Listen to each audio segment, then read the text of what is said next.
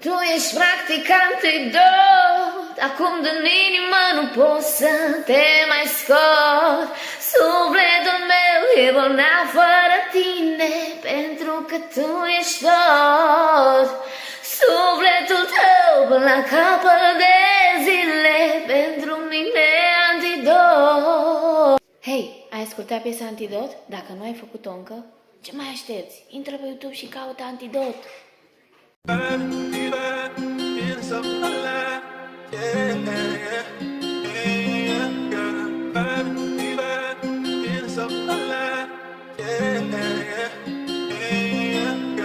Sufletul meu e bolnav fără tine,